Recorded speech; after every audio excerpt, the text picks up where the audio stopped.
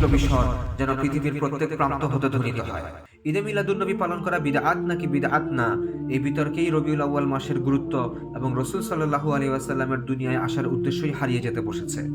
আল্লাহ সুবহানাহু ওয়া তাআলা রাসূল সাল্লাল্লাহু আলাইহি ওয়াসাল্লামকে প্রেরণের উদ্দেশ্য বর্ণনা করে বলেন, বিসমিল্লাহির রহমানির রহিম, হুয়াল্লাযী আরসালা রাসূলাহু বিল হুদা ওয়া দীনিল হক।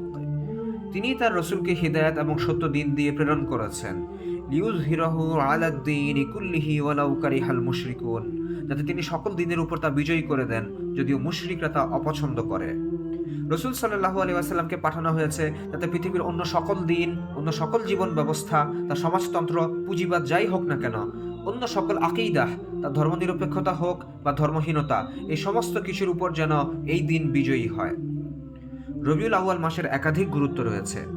এই মাসে রাসূল সাল্লাল্লাহু আলাইহি ওয়াসাল্লাম জন্মগ্রহণ করেছিলেন, যাকে আল্লাহ তাআলা পাঠিয়েছেন রাহমাতাল লিল আলামিন হিসেবে, পাঠিয়েছেন সারা দুনিয়ায় বিরাজমান সকল অন্যায় অশান্তি নিবারণের ন্যায়দণ্ড করে। আল্লাহ সুবহানাহু ওয়া তাআলা বলেন, বিসমিল্লাহির রহমানির রহিম, ওয়া মা আরসালনাকা ইল্লা রাহমাতাল লিল আলামিন, আর আমি তো আপনাকে বিশ্ববাসীর জন্য রহমত ব্যতীত অন্য কিছু হিসেবে প্রেরণ করিনি। এই মাসে রাসূল সাল্লাল্লাহু আলাইহি ওয়াসাল্লাম মদিনায় পদার্পণ করে মদিনার শাসন ক্ষমতা গ্রহণ করেছিলেন। ইমাম বুখারী তার সহিহ গ্রন্থে বর্ণনা করেন ইবনে শিহাবের সূত্রে, যিনি বর্ণনা করেন উরওয়াহ ইবনে জুবাইর হতে, মদিনার মুসলিমরা মক্কা হতে রাসূল সাল্লাল্লাহু আলাইহি ওয়াসাল্লামের বের হওয়ার খবর অবগত হলেন।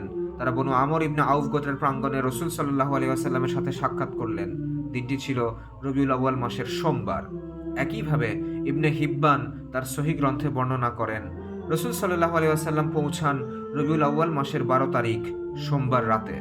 ইমাম তাবারিও ইমাম জুহরি সূত্রে একই ধরনের বর্ণনা উল্লেখ করেন। রবিউল আউয়ালের আহ্বান এই হোক যে সারা পৃথিবীর অন্ধকারাচ্ছন্ন এই সময়ে ইসলামের আলোয় পৃথিবী আবারও উদ্ভাসিত হোক, পৃথিবীর পূর্ব থেকে পশ্চিম প্রান্তে মজলুমের কান্নার অবসান হোক, ইসলাম ও মুসলিমদের বিরুদ্ধবাদীদের উদ্ধত্ত পদচারণা অপসারিত হোক, সত্যপন্থীদের বিপ্লবী স্বর যেন পৃথিবীর প্রত্যেক প্রান্ত হতে আবারও ধ্বনিত হয়।